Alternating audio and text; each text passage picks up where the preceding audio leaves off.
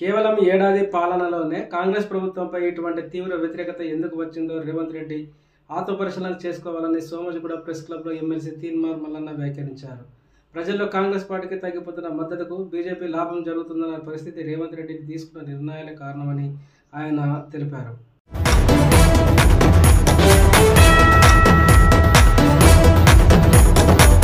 ఇలా బీసీ నాయకులు మాట్లాడితే కోమటిరెడ్డి వెంకటరెడ్డి కోన్యాయం, రాజగోపాల్ రెడ్డి కోన్యాయం, వాళ్ళైతే చిన్నగానే తిట్టిరా నేను మిమ్మల్ని అన్నది కూడా లేదు. మళ్ళా మీరు చేసిన కార్యక్రమాన్ని వ్యతిరేకించిన, ప్రభుత్వ నిర్ణయాన్ని వ్యతిరేకించిన, ముద్దు రాజగోపాల్ రెడ్డి గారు అనే నువ్వు బ్లాక్ మెయిలర్ అని చెప్పి వెంకటరెడ్డి గారు 50 కోట్లు పెట్టి తెచ్చుకున్నావని తిట్టే, అంటే అంతర్గత ప్రజాస్వామ్యం అనేది కాంగ్రెస్ పార్టీలో అగ్రవర్ణాలకు ఉంటుంది కానీ అణగారిన వర్గాలకు ఉండదా? ఇవాళ మీరు ఏం చేయదలుచుకున్నారు? కాంగ్రెస్ పార్టీ ఈ కాన్స్టిట్యూషన్ ఏం చెప్తా ఉంది? Constitution of all India Congress party constitution ఏం చెప్తా ఉంది? కనీసం ఎవడన్నా బుర్రులోడు ఉన్నాడా? చదువుకున్నాడా ఎవరన్నా? ఇందులో ప్రభుత్వ నిర్ణయాన్ని వ్యతిరేకిస్తే పార్టీ నిర్ణయాన్ని ధిక్కరించినట్టు అని ఎక్కడ ఉందా? చూపెట్టుని. మీ సొంత మహబూబ్ నగర్ జిల్లాలోనే మీ అభ్యర్థి ఓడిపోయింది. మీరు సిట్టింగ్ ఎంపీగా ఉన్న మల్కాజ్గిరిలో ఒక సీట్ రాలేదు.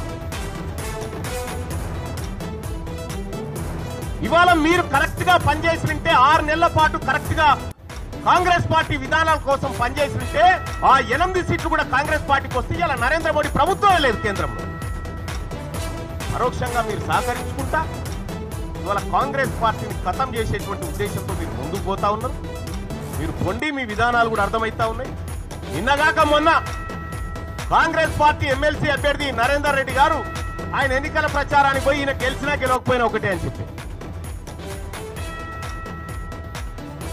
ఈయన గెలిచినా గెలవకపోయినా ఒకటే అని చెప్పే, మరి నరేంద్ర మోడీ గారు బొమ్మ పెట్టుకున్నటువంటి బీజేపీ అభ్యర్థి ఆడ గెలుస్తా ఉన్నాడు. ఇంకో టీచర్ ఎమ్మెల్సీ ఎన్నికల్లో భారతీయ జనతా పార్టీ ఒక బీసీ బిడ్డకు టికెట్ ఇచ్చి ఫస్ట్ ప్రియారిటీలో టీచర్ ఎమ్మెల్సీ గెలిచి ఆ ఇంపాక్ట్ తోటి పట్టభద్రుల ఎమ్మెల్సీ ఎన్నికలు కూడా గెలుస్తాం.